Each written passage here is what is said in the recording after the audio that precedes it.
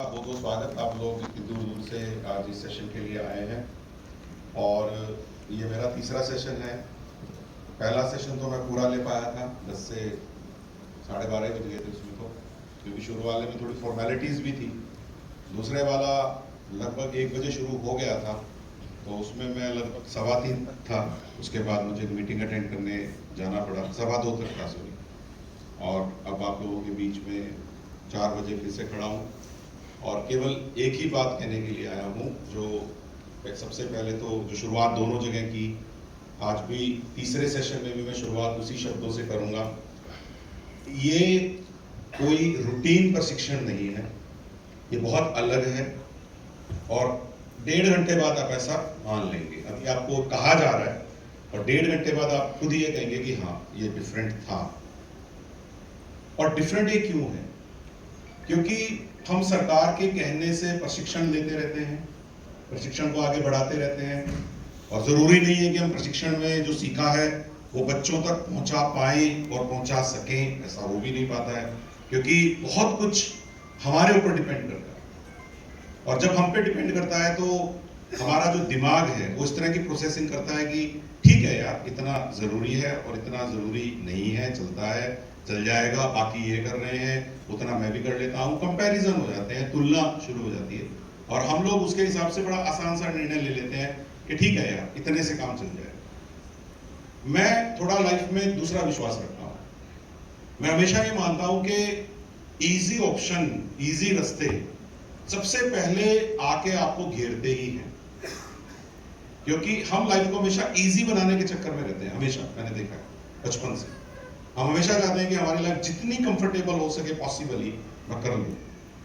और मुझे लगता है कि वहीं पे जाके जो एक आदमी है, जो इंसान है, जो मनुष्य है, वहां पे ही उसको थोड़ा उसका विकास मैं समझता हूँ कि रुक जाता है, वो वाला जो वो जीवन में अचीव कर सकता है। और रियल मानिए कोई कोटेशन नहीं है कि साहब ये कोई कोटेशंस हैं या कोई उपदेश है या कोई ज्ञान है। ये रियल में महसूस की हुई बातें मैं आपको कह रहा हूँ। मैं चाहता तो एक सेशन लेने के बाद बड़े आराम से ये कह सकता था कि दूसरा तीसरा आप कर लीजिए, और मुझे वाकई में काम भी था। थर्ड के लिए तो मैंने बात की भी नहीं थी। फिर मेरे दिल ने मुझे ये कहा कि अगर पॉसिबल है करो, अगर पॉसिबल है तो थर्ड में भी शुरुआत करके आता हूं, क्योंकि फर्स्ट पार्ट तो मेरा बनाना ही बनता है। तो मेरा गला थोड़ा मुझे 2:30 बजे ऐसा लगा कि गड़बड़ हो चुका है। मैंने देखा कि शायद अब तीसरा सेशन लेना मुश्किल है, लेकिन मैंने देखा है कि जब आप कोशिश शुरू करते हैं तो फिर वो साथ देता है सब कुछ आपको। मैं फाइनली आपको मेरे बात बता पाऊंगा, ऐसा मुझे महसूस हो रहा है। कम से कम 1 घंटे की सेटिंग तो मैंने कर ही ली। तो मैं आपसे यही कहना चाहता हूं कि लाइफ में जब भी ये लगे ना कि ये बिना करे काम चल सकता है, तो उस दिमाग से एक बार दोबारा ये सोच के चलिए कि मुझे चलाना है क्या बिना करे, मुझे करके चलाना है क्या। और ये बात मैं केवल ये कोई स्पर्श के लिए नहीं कह रहा हूं, कोई गुट्टच भट्टच के लिए नहीं कह रहा हूं। मैं सही बता रहा हूं। मुझे बहुत दुख होता है ये देख के कि हम में से ज्यादातर लोग ठीक ठाक पैदा हुए हैं। ठीक ठाक का मतलब है हम निशक्त नहीं पैदा हुए, दिव्यांग पैदा नहीं हुए, हमें पूरे अंग मिले और अंग मिलने के साथ साथ हमें अच्छा दिलो दिमाग मिला, हमें अच्छा पद मिल गया और हमें एक जिम्मेदारी मिल गई। लेकिन अनेक बार पता नहीं क्या कारण है, ये मतलब कौन सा कारण है कि हम सब अपनी उस कैपेसिटी का इस्तेमाल करने में हिचक महसूस करते हैं और ये भी नहीं पता कि हम किसको फॉलो करके ये काम कर रहे हैं। यार वो तो इतना ही करते हैं, वो इतना करके ही चल जाता है, वो तो आते भी नहीं है, वो तो कम आते हैं तो चल जाता है। तो ये जो हमारे अंदर टेंडेंसी आती है कि फलाने को देख के मैं ऐसा हो जाऊं, अच्छे आदमी को देख के क्यों नहीं आती, समर्पित को देख के क्यों नहीं आती? क्यों समर्पित आदमी हमारा ध्यान इनवाइट नहीं करता? क्यों हमें ऐसे लोग हमारे एग्जाम्पल बन गए जो सिस्टम के लिए घातक है और आपको पता है वो घातक है, आप दिल से मानते हो कि वो घातक है। लोगों का नहीं जाना, लोगों का लेट जाना, लोगों का स्कूल में बिल्कुल नहीं जाना, समय से पहले आ जाना, अपना सिलेबस पूरा नहीं कराना, पासबुक को प्रमोट करना, उसको टेक्स्ट बुक से पढ़ने नहीं देना बच्चे को, क्या ये सही है? क्या ये टीचर की बेसिक असूलों के सही हिसाब में है या इसके खिलाफ है? और अगर उसके खिलाफ है तो आखिर उस आदमी की पर्सनैलिटी में ऐसा कौन सा आकर्षण है जो वो आदमी हमें अपनी तरफ आकर्षित कर रहा है और मैं उसके जैसा बनना चाहता हूं। मैं जब भी कुछ करना चाहता हूं, मेरे दिमाग में हमेशा ये विचार आता है उसके जैसा बनने में क्या दिक्कत है, तो उसमें क्या अट्रैक्शन है। हम उस चीज के पीछे क्यों चले जाते हैं जो मेरा आदर्श था ही नहीं। मेरे मन का एक कोना हमेशा मुझे ये कहता है कि ये सही नहीं कर रहा है। अगर वो बिना हाजिरी लगाए भी काम चला रहा है, बिना पढ़ाई भी उसको कोई पकड़ नहीं पा रहा है। आप बुरा मत मानिएगा, मैं इस विभाग में आया तो मेरे पास कुछ लोग आए और उन्होंने मुझे विभाग के बारे में बहुत सारे कहानी किस्से बताने शुरू कर दिए। अरे यार तुम अब ऐसे विभाग में जा रहे हो, इसमें ऐसा है ऐसा है। ठीक है, सुनना सबकी चाहिए, फर्क क्या पड़ता है, करना तो मुझे वही है जो मुझे सही लगेगा। किसी के कई कहीं पे मैंने कभी आज तक जीवन में चला नहीं, मैं तो मेरे निष्कर्ष निकालता हूँ कि साहब मैं एक ऐसे आदमी को जानता हूँ, फलाना फलाना आदमी, और अब तो उसकी नौकरी हो गई है, काफी 55 साल की उम्र हो गई है। तो साहब वो मेरे पास बैठा हुआ था, तो उसने मुझे कहा अरे साहब आपा ने तो देखो आज तक क्लास नहीं पढ़ाई है, मतलब 56 साल के हो गए, आपा ने तो आज तक कोई क्लास ली नहीं। यार ऐसे कैसे काम चल रहा है तुम्हारा, 22-23 साल में 24 साल में तुम आ गए होंगे, तो 32 साल से तुम कैसे काम कर रहे हो। कि यार देखो 15 अगस्त मनानी हो, 26 जनवरी मनानी हो, अपने बिना मन नहीं सकते। कोई आयोजन करना हो, कोई अधिकारी आया है, कोई फंक्शन है, वो अपन अरेंज कर देते हैं। पूरे सिस्टम की अपने पे डिपेंडेंस है, वही काम अपने बिना वो सब नहीं हो पाता, तो चल रहे हैं। फिर अपने को कोई ये नहीं टोकता कि पढ़ाया क्या और नहीं पढ़ाया, पढ़ाने के लिए बहुत लोग हैं। यह सवाल ये पैदा होता है कि आपने अपने आप को एक जगह ऐसी पोजीशन पे स्टेब्लिश कर लिया कि आप अनिवार्य तत्व बन गए स्कूल के, और इस कारण से आपने उसका दुरुपयोग करते हुए बाकी जो जरूरी तत्व हैं उनको ये मान लिया कि ये तो निगोशिएबल है। निगोशिएबल का मतलब है कि इनके बिना भी काम चलाया जा सकता है, और एक थ्योरी स्टेब्लिश कर दिया आपने। और वो थ्योरी अब लोग जो है बड़े बड़े हर्षोल्लास से मुझे बता रहे हैं। मुझे किसी ने ये नहीं बताया ज्वाइन करते समय कि यहाँ एक ऐसी टीचर भी है जिसने अपनी 3 बीघा जमीन डोनेट करके स्कूल बनाया, जबकि उसके पास कोई साधन नहीं। ये स्टोरी किसी को नहीं पता आप लोगों की।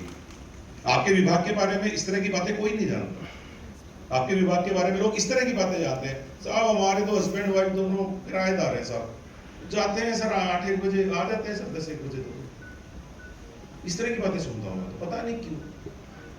मैंने तो नहीं बनाई है ये, मैं तो विभाग में आया। तो ये हमने ऐसा इमेज बिल्डिंग जो किया, हमें एक बार सोचना चाहिए। मैं तो आप लोगों से पहली रिक्वेस्ट तो यही करूं, अगर हम ये सोचेंगे ना हमें डीओ देख रहा है क्या, हमें सीबीओ देख रहा है क्या, तो आपको याद होगा बचपन में अपने को क्या कहते था अपना टीचर, भगवान तो हर जगह देख रहा है, और अपने छुपने की कोशिश करते थे यहां तो नहीं देख रहा होगा भगवान। याद है, भूल गए हम सारे भगवान को। हमें केवल हमारा स्वार्थ याद है, हमें केवल हमारा कंफर्ट याद है, और उस कंफर्ट के चलते हुए जैसे ही कोई आदमी में थोड़ा ज्यादा प्रयास करता हुआ नजर आता है ना, उसके बारे में, हमारे बारे में तुरंत 2 ख्याल आते हैं। अगर हमें कोई अपनी जरूरत से ज्यादा काम करता हुआ नजर आ जाए किसी भी पोजीशन पे, किसी भी डिपार्टमेंट में, या तो ये सरफिरा है, या इसको करने का कुछ ऐसा मिलता होगा जो मुझे नहीं, क्योंकि हम बेसिक मानवता में विश्वास ही खो चुके हैं। मैं इसको समझाता हूं कैसे। अगर मैं आपको आके आपके स्कूल में काम करने वाले किसी टीचर की प्रशंसा करने लगा, मैंने सुना है कि भाई वो तो बड़े अच्छे अध्यापक हैं, वो तो बहुत अच्छा काम करते हैं, वो तो बड़े ही कमाल के इंसान हैं, आपके कान और आपका दिमाग बहुत अच्छा प्रोसेस नहीं करेगा अनफॉर्चुनेटली, क्योंकि वो आपके कुलीग हैं, बहुत अच्छा प्रोसेस नहीं करेगा। आपको पता है क्या लगेगा, पता नहीं नवीन ने आपको क्या दिया है उसमें, ऐसा कुछ होगा, कुछ चक्कर होगा। जबकि आप ये विश्वास नहीं कर सकेंगे कि जेन्युइनली भी किसी के बारे में अच्छी बात कही जा सकती है। यार दुनिया इतनी क्या खराब हो गई है, और जेन्युइनली भी अच्छा काम किया जा सकता है। मुझे इस काम को करने से क्या लाभ होगा वो तो आपको घंटे भर बाद दिख ही जाएगा। कि 66,000 स्कूल में 66 लाख के करीब बच्चे एनरोल्ड हैं जो पहली से 8वीं क्लास में पढ़ते हैं, और मुझे कुछ पीड़ा है सभी बच्चों को लेके। वैसे तो इस देश के सारे बच्चों को लेके वो पीड़ा है, लेकिन मेरे हक में जितना है, मेरे हिस्से में, मेरे अधिकार क्षेत्र में जितना है, मैं उनके लिए कुछ कर सकता हूं क्या? मुझे किसी ने जो बताया नहीं है कि नवीन तुम्हें ये काम करना पड़ेगा, 6 घंटे बोलना पड़ेगा। नहीं बोलूंगा, कोई बात नहीं, क्योंकि हम भी तो, अगर मैं आपसे प्रेरणा पाऊं, बुरा मत मानना, अगर मैं आपसे प्रेरणा पाऊं तो कभी नहीं करूं। तो हम क्या अच्छे लोगों से प्रेरणा ले सकते हैं? और एक बात और है, आप 7:30 बजे एक स्कूल की बिल्डिंग में एंटर कर गए, मैं आपसे एक सवाल पूछता हूं, आप एंटर कर गए, थक हार बच्चों को भेज, झगड़ा कर आप किसी तरह से घुस गए उस बिल्डिंग में, 7:30 बजे आ गए। स्कूल की बिल्डिंग है, एक बिल्डिंग है, 4 कमरे, 6 कमरे, 10 कमरे, अच्छे कमरे, बुरे कमरे, 1 मंजिल, 2 मंजिल, जो भी कीचड़ में भरा हुआ, नहीं भरा हुआ, जैसा घुस गए आप उस परिसर के अंदर। कमरों के अंदर कुछ बच्चे बैठे हुए हैं बेंच पे या नीचे जहां, और आप उसके बाद आने के बाद आप देखते हैं कि भाई क्या करा जाए, क्या नहीं करा जाए, कितना बताया जाए, कितना नहीं बताया जाए।